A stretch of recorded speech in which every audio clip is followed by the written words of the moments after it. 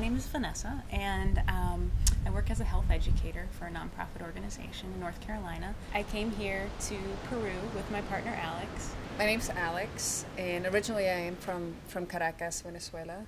I currently live in North Carolina, and I manage a health center. My life's gotten very sort of stable and practical. I have recently become interested in shamanic work.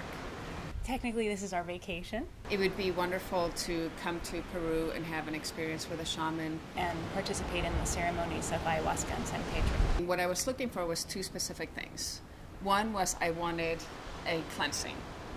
And the other was I wanted to be open and have sort of have a transformation. I was very skeptical. In fact, the day that they came to pick us up to bring us here, we just met them, and I thought they could be taking us away to like steal our kidneys or something. I mean, I just had like every negative sort of like thought you could have of not believing in something, and so that's how I came into that first ceremony.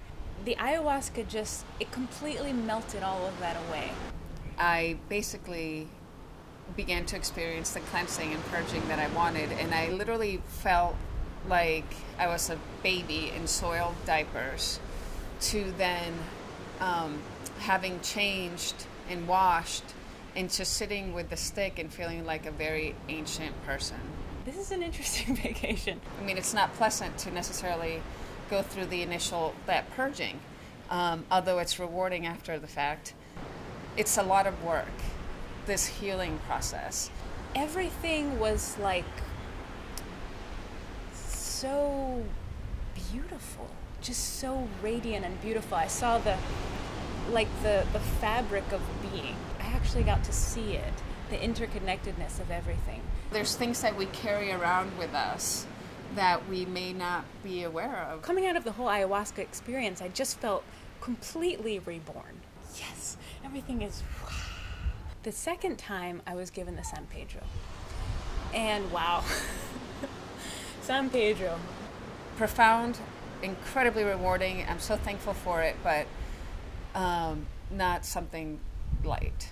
Every sense is heightened. I heard this strange sound. I couldn't place it. It was my pants. I had this sense. I don't necessarily associate it with them being specifically my lives, but just a sense of some of the intense things that have happened on the planet. Universal sense of the suffering of the world.